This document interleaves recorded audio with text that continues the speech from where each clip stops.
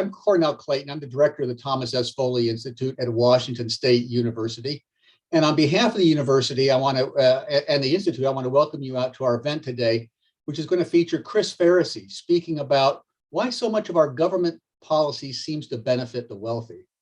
This is part of the Foley Institute's semester-long series on the politics of inequality, which examines the causes, consequences, and perceptions of rising inequality in the US and around the world. Many of you know that economic disparities have reached levels not seen in more than a century. Last year, the wealthiest 50 Americans had more wealth than the bottom 50%, or 165 million Americans combined. Moreover, the pandemic, the Time's Up movement, the Black Lives Matter protests, and other recent events all highlight nagging problems with racial, gender, social class, geographic, and other forms of inequality. There's no doubt that the growing severity, both in the realities and the perceptions of inequality, are giving rise to populist politics and social polarization in the US and elsewhere. Our series on the politics of inequality began with a distinguished lecture by the Nobel Prize economist Angus Deaton from Princeton University. And it includes nearly a dozen other lectures by distinguished scholars and commentators on various aspects of inequality, including today's discussion about why and how government programs often make inequality worse. If you would like more information about this series or any of our events, please visit us at foley.wsu.edu. And if you miss these events, you can see them later on the Foley Institute's YouTube channel. Let me also thank the College of Arts and Sciences at WSU for their continued support of the Foley Institute and their support of this series. Now, it's my pleasure to introduce today's guest. Chris Faricy is the O'Hanley Associate Professor of Political Science at the Maxwell School of Citizenship and Public Affairs at Syracuse University, where he is also the Director of Graduate Studies for the Political Science Department. Chris is the author of numerous scholarly articles and 2 books, Welfare for the Wealthy, Parties, Social Spending, and Inequality in the United States, published by the Cambridge University Press, and The Other Side of the Coin, Public Opinion Towards Social Tax Expenditures, which was published by the Russell Sage Foundation. Broadly, Chris's work focuses on the politics of income inequality. Let me also say that before Chris went to Syracuse, he began his career as an assistant professor right here at WSU. So he's an old friend, and it's a pleasure for me to welcome him back to the Foley Institute. Chris has indicated that he plans to speak for about 30 to 40 minutes, and after that, we'll have some time for some discussion. If you have questions, I encourage you to send those to me at tsfoley, that's as in Tom S. Foley, at wsu.edu. So Chris, I'm going to turn the time over to you now, and I'll be back later with some questions from our audience. Cornell, thank you so much for the introduction. It is a pleasure to be back here in the Palouse, even virtually. I have fond memories of my time at WSU. I was there during the era of Klay Thompson, seeing him rain threes.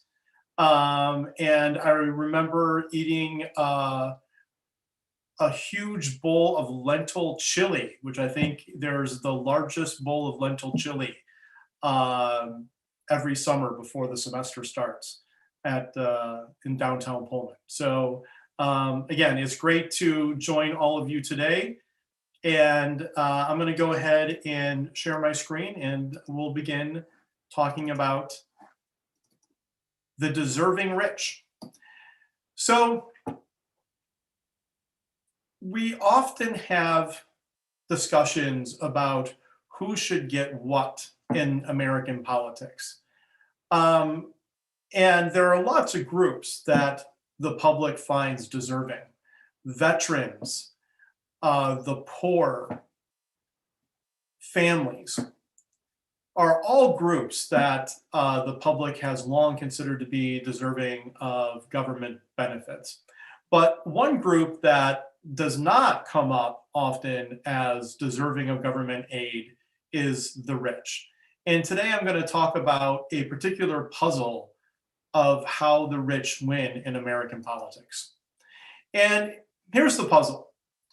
The rich as a group are really unpopular. If you ask people, and various surveys do, about the favorability of different groups in society. Teachers, lawyers, social workers. One group that is often asked about is the rich.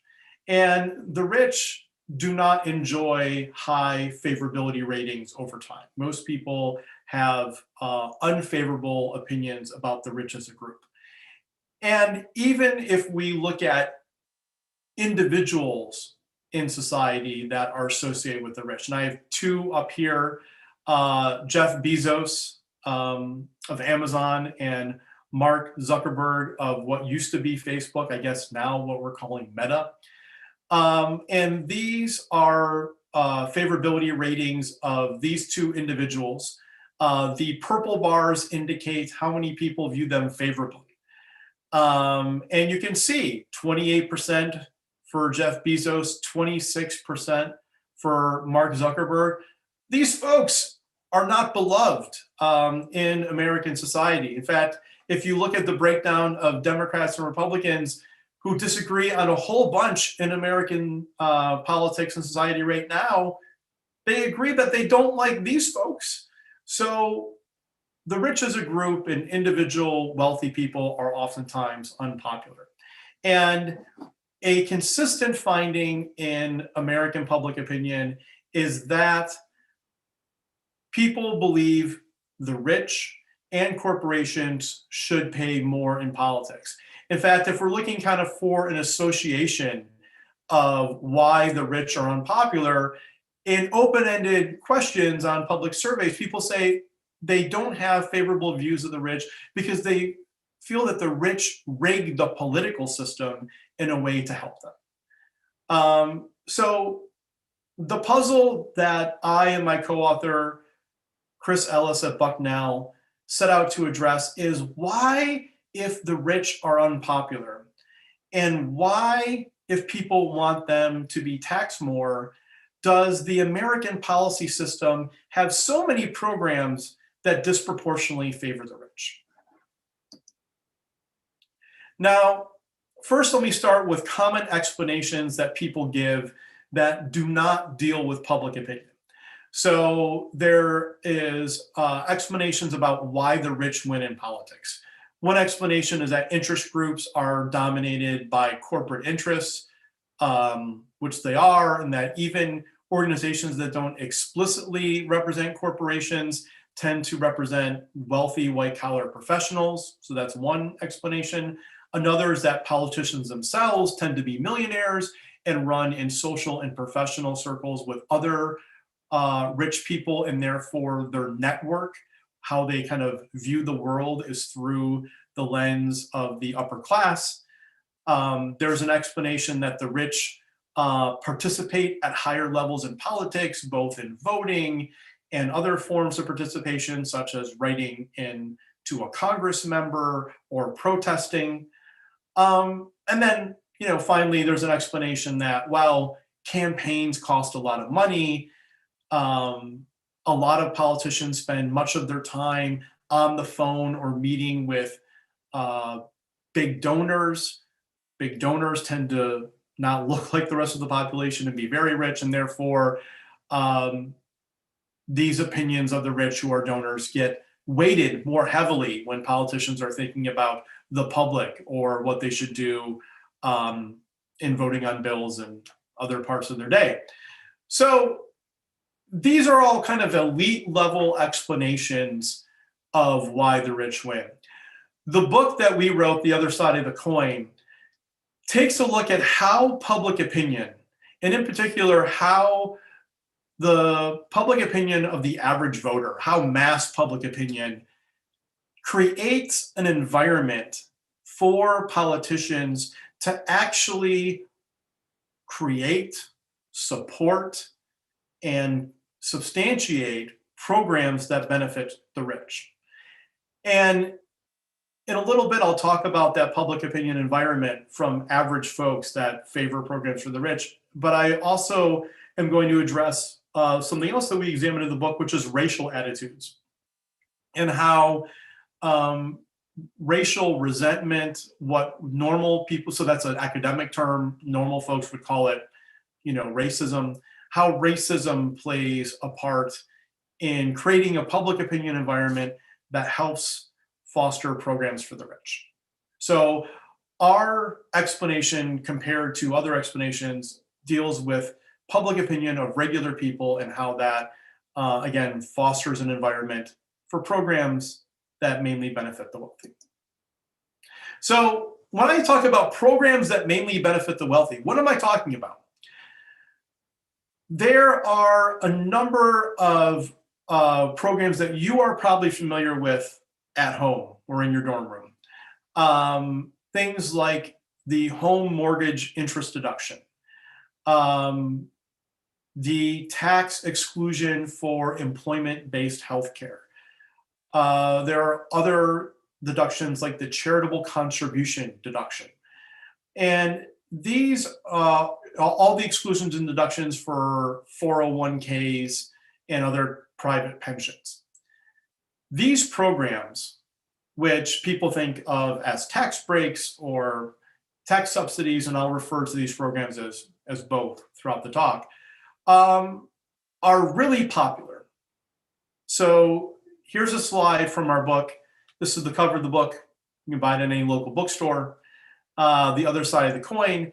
And what you see is that large majorities of the public in our surveys, and these are nationally representative surveys, support these programs. 72% support the tax exclusion for employment-based healthcare. 69% support the tax subsidies for private pensions.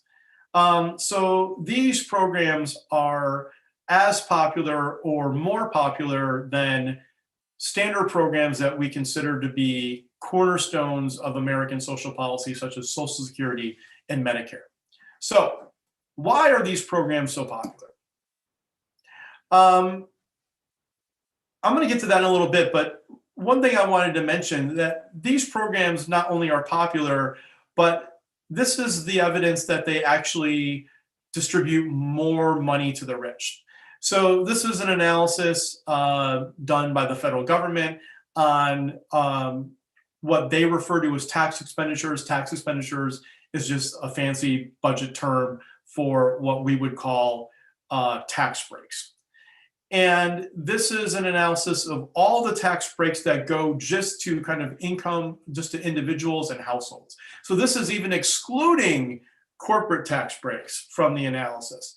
And what you can see from this chart is that on the vertical axis, it's the percent that accrues to each income group. And you have the poorest folks here on the left. You have middle-class folks here in the middle quintile. And then here on the far right, you have the wealthiest people in society. And you can see that if you cut the cake even thinner within this highest quintile, that the top 1% of earners get the lion's share of benefits from these programs, right? So these programs that are often considered to be part of the kind of middle-class contract that the government has with Americans, that they help you, get into a good home and help you save for retirement, are actually programs that disproportionately benefit the very wealthiest in society. So why are tax credits so popular? And, I'll kind of start a little bit by zooming out and going back in time and thinking that, the early founders' concerns with democracy was that if you gave the masses too much power, they would use the tools of democracy to tax the rich and give themselves benefits, right? This was a major concern, which is why the original US Constitution, and in many ways is considered to be not very democratic, because the people were not given a lot of power. So this concern of democracy has not been realized in the United States at all throughout our history. There's never been a time where you could point to where the working class rose up, bound together, went to the ballot box, taxed the rich, and gave themselves a bunch of benefits, right? So this has been a driving concern of early democratic theorists that hasn't come to be. And in fact, in a period of rising and extraordinarily high levels of income inequality, what do we see? We actually see a policy landscape that definitely has programs for the poor, for surely, but also has a whole bunch of programs for the rich, right? So the question is, why in a democracy, when obviously most people are not part of that 1%, why, if democracy is working well, would there be so many programs, and if public opinion matters for which policies pass, why would there be so many programs um, in our tax code and in our federal policy landscape to help the rich? So here's our explanation from just doing a series of national studies where we ask people questions about how they want government benefits delivered. And what we found is that the design of a tax break is perceived to be as a conservative policy tool. It is perceived to be in contrast to the kind of common perception that the government is handing out checks or handing out cell phones to people. And a lot of these tax subsidies are used to fund social welfare programs, right? We can think of the earned income tax credit or the child tax credit. So one thing that protects these programs not only from being defeated when they're initially proposed, but from being gutted from the tax code is that it's confusing to voters. Voters are looking for ideological or partisan signals so they know how to evaluate a program, whether to be for it or against it, right? So the story of public opinion is that people make sense of the political world through their identity as a Democrat or a Republican, or as a person who leans in one of those directions. So since they put on their partisan glasses to make sense of the political world, this includes public policies. And when they're looking at a public policy, they're looking for what are the clues from the description of this policy that it is a policy for my team or the other team. And with tax breaks for social welfare, it sends mixed signals, right? While it's a tax break, I know that Republicans like tax breaks, so maybe this is something that as a conservative I should support, but it's going towards helping poor people or helping, families raise children, so maybe it's a liberal policy. So it becomes really difficult for politicians to demonize these programs and to put it in a box. And it is, in a sense, kind of protected from modern political polarization. So that's one reason why it's popular. Here's another reason. And this we found in time and time again, and it cuts against a major idea in political science. So there's a well-known theory from Suzanne Mettler called the hidden welfare state. And it's the idea that these types of benefits, the home mortgage interest deduction, the tax exclusion for your employer-based healthcare, people don't know they get these, right? That's the idea put forward, that they're hidden in the tax code, they're hidden in the policy structure. People don't get a check at home. They claim it as part of this kind of unwieldy tax process. And therefore, there are a whole bunch of people who get government support this way and don't realize they're getting government support. We find evidence against that idea. We find that people who receive these types of benefits understand that they qualify and use these programs. And the strongest predictor of if you support the major tax subsidies in the United States is if you use it and if you qualify for it. So people who own a home are much more supportive of the home mortgage interest deduction versus people who rent. People who get their health insurance through their employer are much more supportive of that program than people who get it through the government or the individual market. So this matters because hundreds of millions of people own a home, get health care through their employer, have private pensions.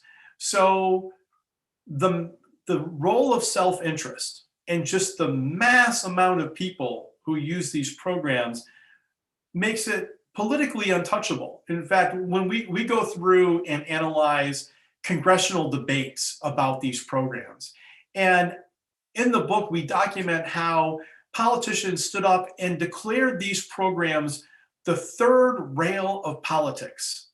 That when it came time to decide, okay, if we're going to create a new program, we got to cut something. What are we going to cut? Well, let's cut these tax subsidies. That every time this came up, people backed off from eliminating these because they said, well, we're hearing from our constituents and these are really popular, so we can't cut these. So that plays a role in their popularity. And here's another key role, reason number 3. Americans and really people in democracies all over the world use this kind of mental shortcut, this psychological shortcut to decide whether they favor a program or not from the government. And that psychological shortcut that people use is, okay, what's this program? Who's it going towards? And do I think the group that is getting these benefits, do I think they're deserving? And deserving in the public mind is operationalized as, do they work hard? Do they pay taxes? What we know is that a lot of people don't spend a lot of time studying policy, which is fine. So if they're asked about a program by a pollster or on a survey, a lot of times they're just using the base description of the program to make an opinion about it because they've never thought about this program in their life. Or they heard about it vaguely, but really, again, haven't spent a lot of time thinking about this program. When asked about a tax subsidy, if you know nothing else about the program, you know that the person who gets it paid taxes, and because they pay taxes, that means they're working. So the mechanisms that go into getting people to think of a group as deserving are right there in the description of the program and help people do kind of the heavy lifting of deciding whether the people who get these benefits are deserving. And here's another major reason, and I'm going to show you a slide visually how this works. This is a type of spending program, and economists and budget experts consider tax subsidies to be just another form of spending.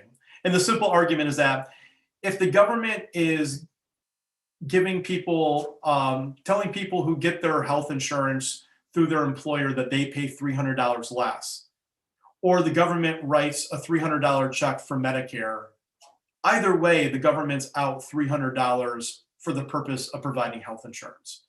That if you're analyzing government programs through the lens of the government itself, it doesn't matter whether it's a tax subsidy or a direct check, either way, the government's spending money. So the key here is that for this type of government benefit program, a tax subsidy, these programs are popular with conservatives. That we found in the mortgage interest deduction here on the left-hand slide is an example. You can actually get conservatives from not supporting a program to supporting it simply by changing the program design from a direct check to a tax subsidy. So what we did in a series of national experiments is that we gave people descriptions of government programs, both real programs and kind of fictional programs, to kind of guard against status quo bias. And we randomized who got different descriptions of program. And there's version A and version B. The description of the program was identical except for one phrase. And that was, did we describe it as a direct government program or did we describe it as a tax subsidy? Every single other word in the description was identical. And what we found is that for folks who were in the treatment group who got the tax subsidy question, if you were conservative, your support skyrocketed when given that presentation versus a direct government program. And you see the example here in front of you of both the mortgage interest program and for 401ks. And here's something else I want to point out, which is equally important. So by taking a program and designing it as a tax subsidy, you get conservatives on board. Look at the line for liberals. Liberals don't care how the government delivers benefits. There's a straight line across for liberals. And what that straight line indicates is that liberals were equally supportive of these programs, whether it was designed as a direct service or check or a tax subsidy. They don't care. Like they want the government to give people assistance. So this is how you change the public opinion environment in a way that favors passing a program.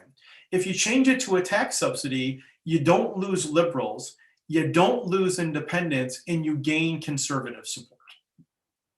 So this is what we mean by, the average voter, the public opinion environment favors these types of programs, again, which, as we indicated, mainly favor the rich.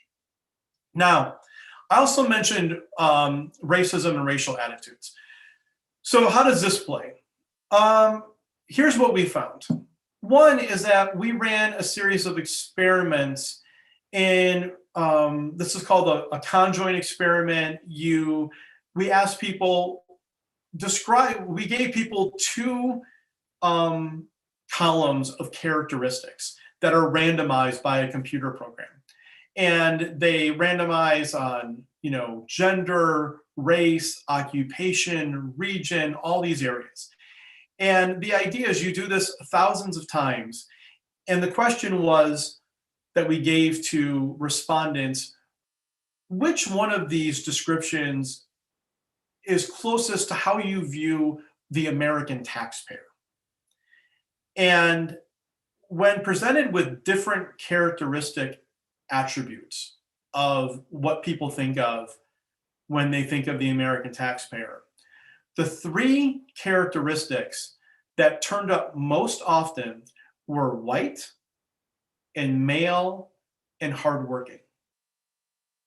So the takeaway from that analysis is that when the term taxpayer is invoked by a politician in a speech or an ad, for the average voter, the mental image that is conjured up is of a white male who is either in a professional role or even kind of a construction or service role, but who works 40 or more hours a week.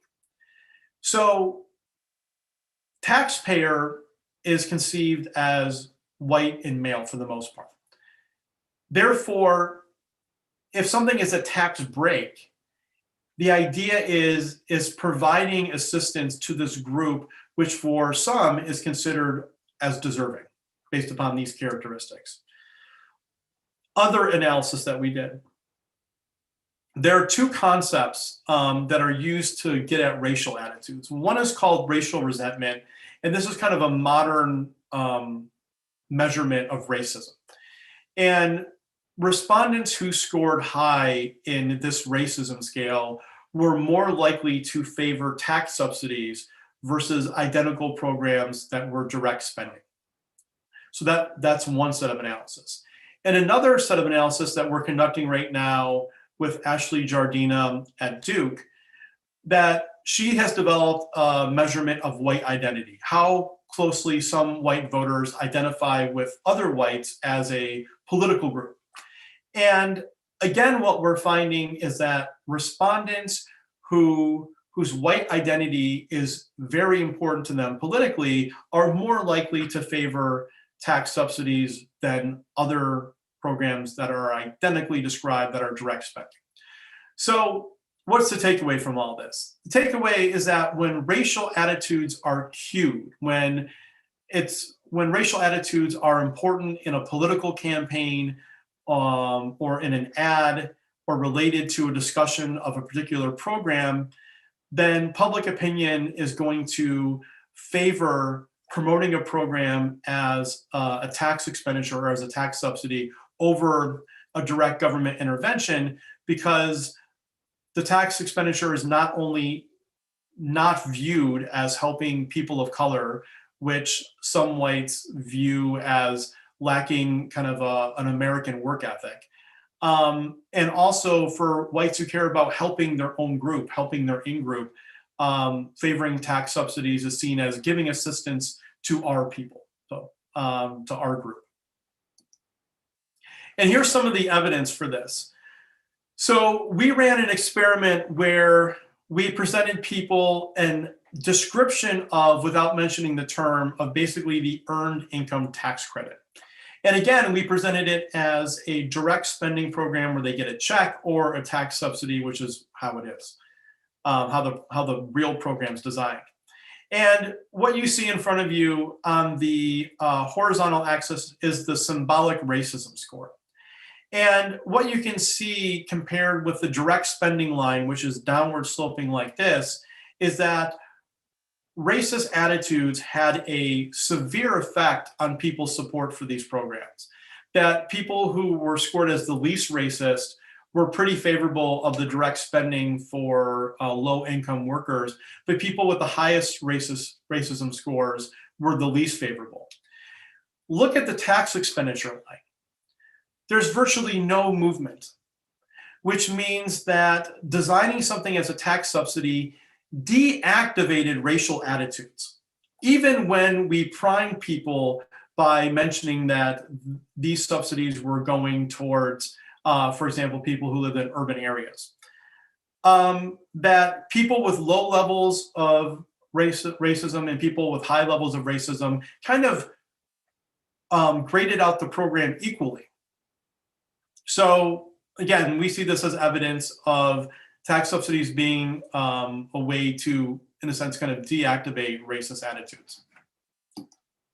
Now, what are the kind of implications of these sets of findings for democracy and inequality? Well, one thing that we note, and this was in my previous book, Welfare for the Wealthy, is that the US government spends literally billions of dollars each year, billions, on programs that provide the most financial assistance to the wealthiest and least needy households and businesses, right? So, you know, in America, we can have debates about which groups deserve which benefits, but in looking at public opinion deeply for decades, one thing that jumps out to me is that Americans of all stripes, Republicans, Independents, Democrats, favor government assistance. They just want it to go to people who are vulnerable or needy and deserving. And they don't consider so they might consider the rich to be honorable and have other positive characteristics, but they don't view the rich as needing government assistance in any way, shape, or form. So the puzzle is, why are there so many programs that help the wealthy? And our answer is that what people have not looked at is the public opinion environment, that the way people want the government to deliver benefits through tax subsidies, a form of spending that benefits the rich, is favored in that environment. And this problem is exaggerated by the design of the US Senate, which favors political and public opinion environments that have more conservative voters, more racially resentful voters in some rural areas. And therefore, if you're a senator and you're worried about how supporting a new program or continuing spending is going to play back home in the next election, you are much more likely to sign your name onto a bill that expands tax subsidies than one that has direct government intervention. Now, another factor is that one of the kind of biggest trends in recent American politics is an education realignment, where it used to be that college graduates in the 80s, as an example, were sure Republican votes, especially if you looked at educated voters in the suburbs. And working class folks of all colors were more likely to vote for the Democratic Party, especially when unions were stronger.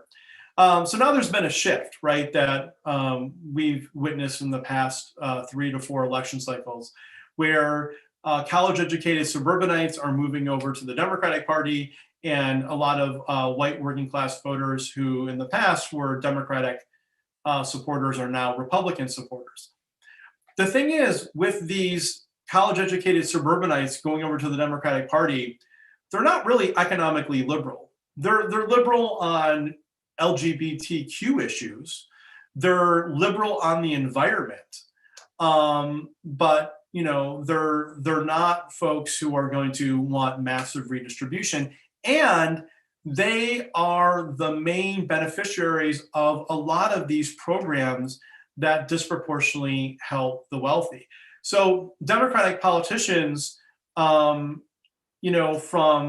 suburban areas or from the expensive living on the coast, are cross-pressured. There are liberals within their constituency who are like, you need to gut the tax code so we can pay for Medicare for all, or we can pay for new environmental regulation.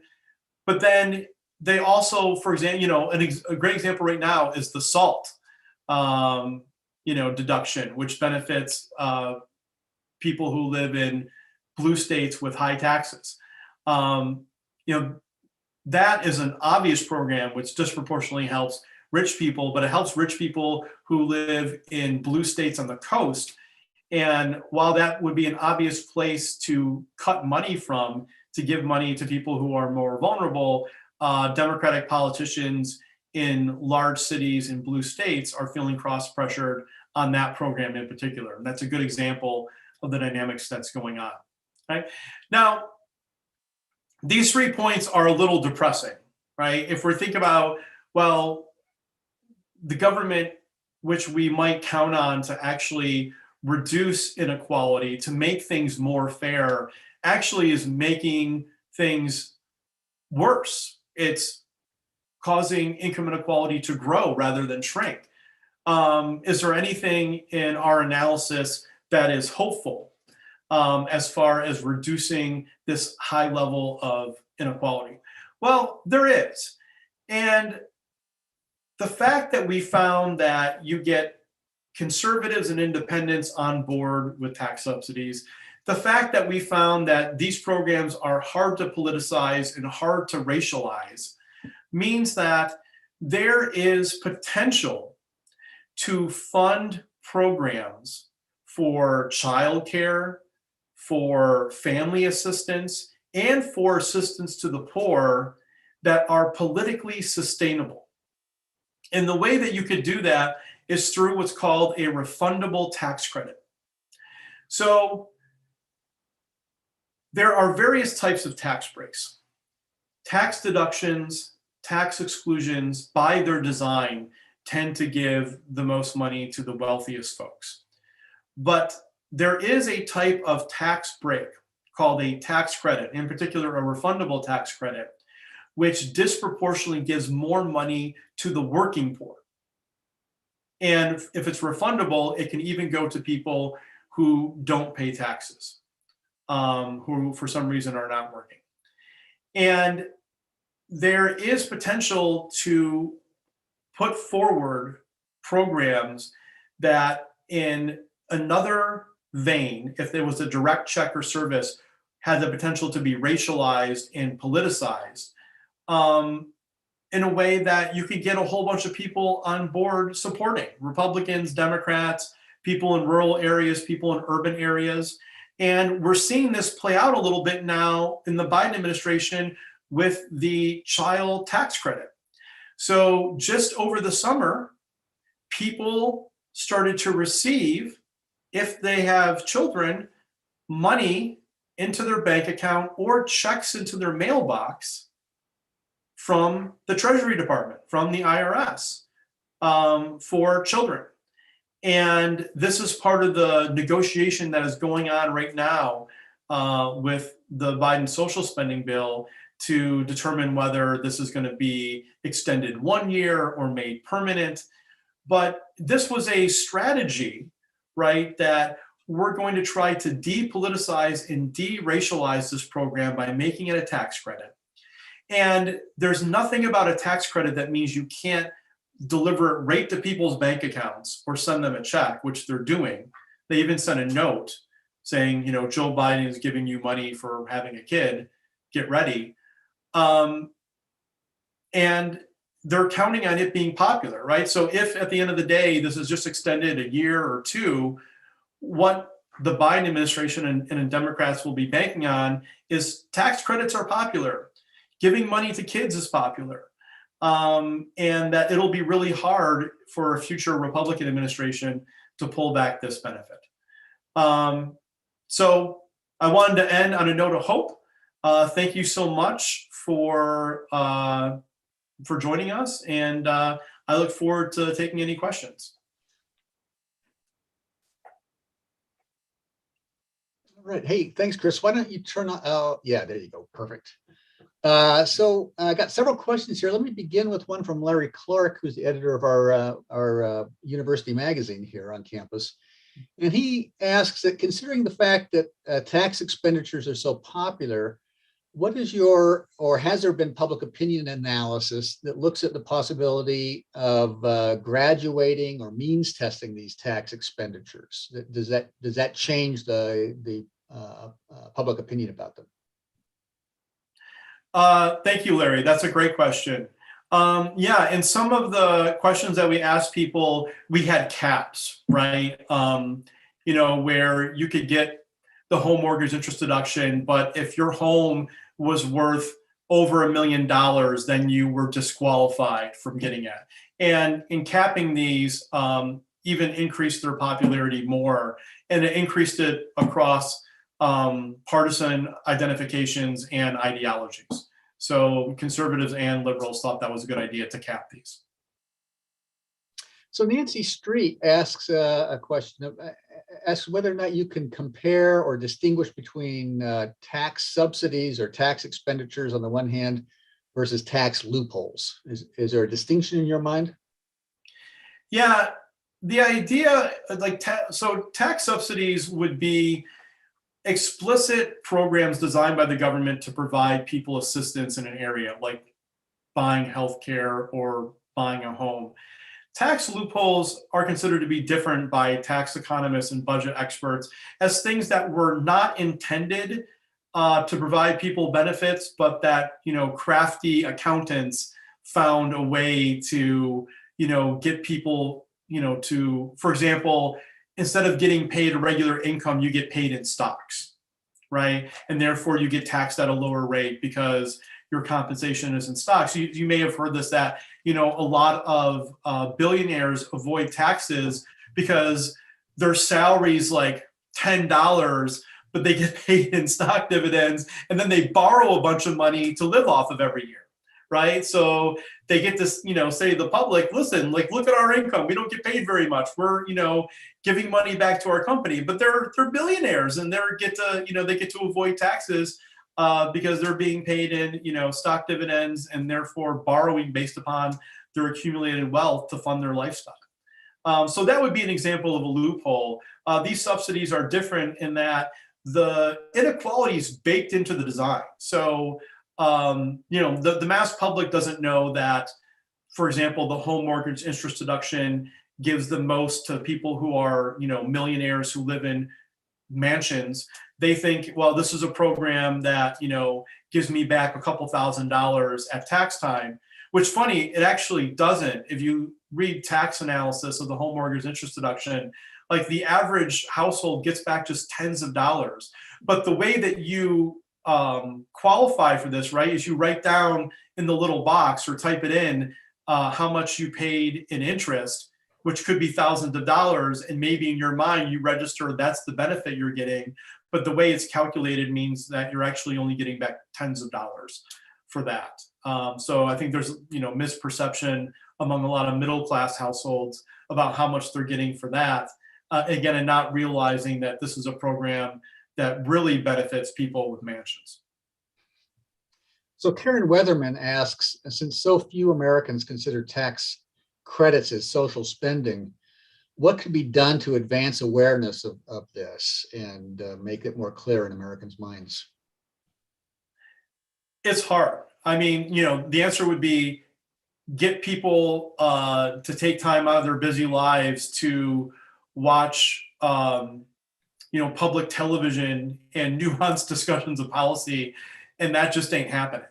I mean, and the way that political scientists look at that is we don't look at people as uneducated on these issues, that people are busy. Like, I mean, the story is like, if I go to get my car fixed, I'm sure the mechanic thinks I'm an idiot because he identifies something pretty simple to him that is really foreign and complex to me. And the same things for policy. Like, most people don't have time. They have, families and hobbies and kids and jobs to sit down with the tax code and or study the details of the Biden bill. I mean, hell, I'm a political scientist and I barely have time to read about the different Biden bills. So it's really hard. I mean, one thing that is kind of tried and true across studies of public opinion is that the American public largely is innocent of knowledge of policy. Okay, Gus Waters asked a question about the impact of these tax subsidies. He points out many of them actually benefit important sectors in our economy, like agriculture and others. Is there a way to reduce these types of tax breaks that won't hurt important sectors of our economy? Yeah, thank you, Gus. Like, that's a really important question. And I would say that, from another hat that I wear, studying public policy and reading the literature in economic development on the efficacy of these tax subsidies for development purposes, the evidence is mixed. It is unclear whether a reduction in these would hurt businesses and sectors as much as proponents argue that they would. And I'll give you an example. So one study I remember in particular looked at it's called the race to the bottom, right? So a company decides it's going to move, it's putting the bat signal out there that, hey, we're going to move to a different state, give us your best offer. So then states, rush to kind of put forward these packages. We saw this with Amazon, right, to an extent, when Amazon was deciding their second and third headquarters, and offering these to Amazon. But in studies that talk to CEOs about when they move sites or when they cite a new business, and they're anonymous, the CEOs don't mention like the tax incentives as a big reason, right? They talk about things like, is there good infrastructure? Is there good labor available? What's the quality of life going to be like for me and my employees? Are there good schools? They talk about things that are public services. So, talking with folks who are responsible for making this decision, this is just one example, right? The evidence could be different with another example. It doesn't seem that tax incentives seem like a make or break part of the calculus for CEOs deciding where to put a new business. So a related question from one of our listeners is, they ask, is it really wrong that the wealthiest benefit from tax breaks disproportionate to those who are not as wealthy, since they pay the lion's share of taxes? Yeah, that is a great question. And, I think a really fair one to ask. So, I'm agnostic on whether it's right, as far as a policy, just that when we inform people that these breaks actually help the richest, they become less popular. So the kind of puzzle for us is, why, if the rich as a group, are the least vulnerable and not popular with the American public, does the public still support these programs anyway? And part of my talk was giving these reasons. So, I mean, yes, the rich. Well, and I'll mention this: the rich pay the most in income tax. They don't pay the most in payroll tax. And where we get into kind of questions about deservingness as well, people seem to calculate who pays the most. And if the focus is just on the federal income tax, yes, the rich pay more, but the lived experience of families is that families pay federal tax, they pay federal income tax, they pay payroll tax, they pay state taxes. And when you include all of the taxes, federal, state, and local, that people pay, the overall tax system in the United States isn't that progressive, which means that the rich, don't pay that much more. The question then becomes about, who gets government revenue and why? And that then becomes a discussion about need and deservingness. So I think there could be an argument made about deservingness for these groups, but you would have a hard time making an argument that these folks actually need assistance in ways that the public perceives other groups as needing assistance. Right. But thanks for the question.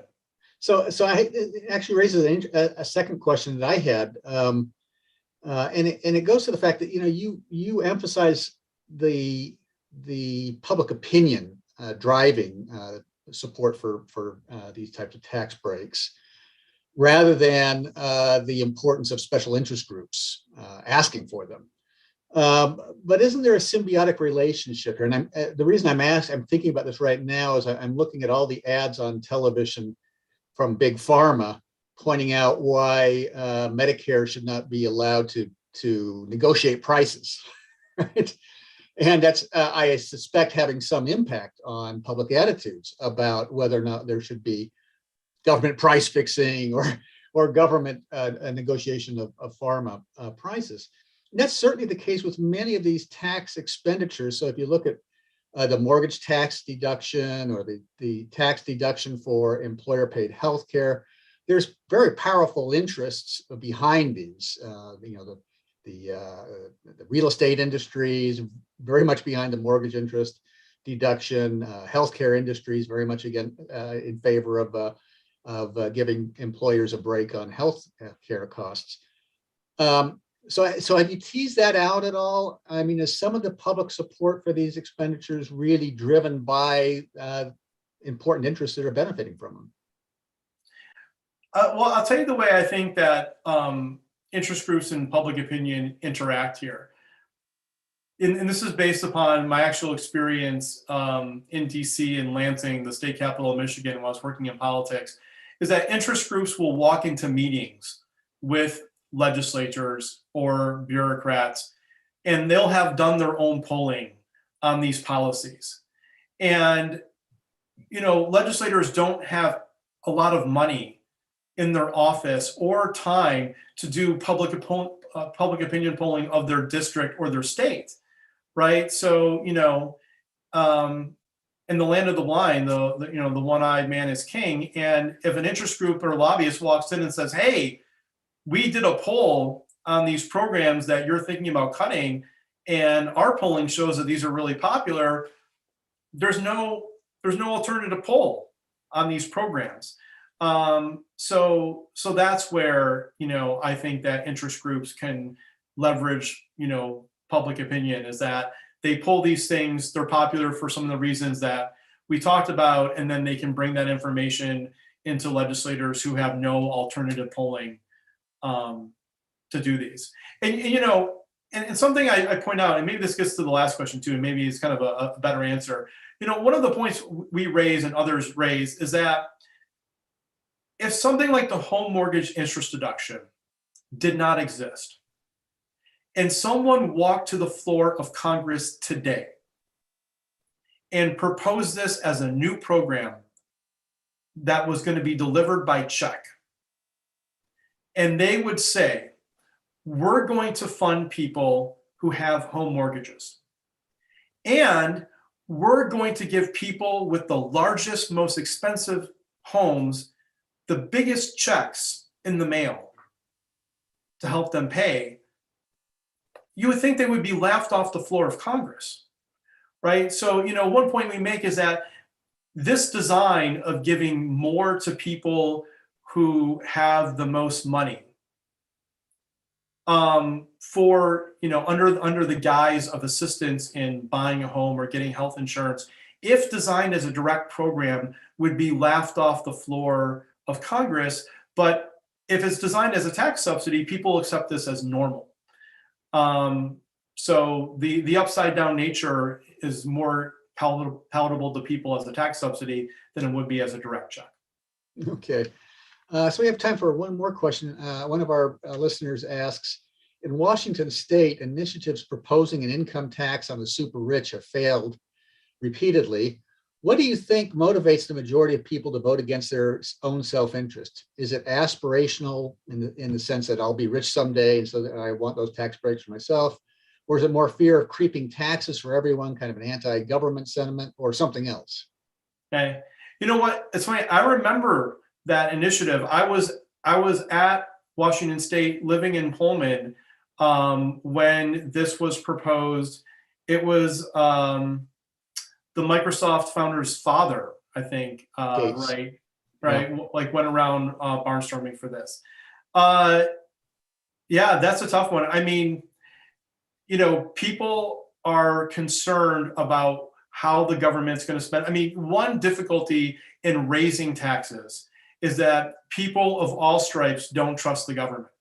Another thing we found in the book that I didn't mention, but this is maybe a good thing to end on, is there's low levels of trust of the government among Democrats, independents, and Republicans. So in a low trust environment, that also advantages these programs, because people don't perceive tax subsidies as being the guiding hand of government manipulating the market. They see it more as kind of rewarding free enterprise or private businesses. So that's an advantage. So I think that's one of the reasons people don't support income taxes, is that they don't perceive the benefits as going to them. They centralize on themselves the cost of the new income tax, but they think the benefits will go to other people, even if it could go to them. Gotcha. So I think our time is just about up. Before I thank our guest, let me remind you that our next event in this series is next Tuesday on November 9th at noon, same station. We have Keantha Duncan, who is the current president of the NAACP in Spokane. She'll be talking about poverty and inequality in communities of color, particularly here in the Pacific Northwest. So I encourage you to join us for that event. Now, I want to thank Professor Faricy for really an interesting conversation today. And I want to thank all of you for joining us and hope to see you next week. Thanks again, everyone. Thanks, Chris.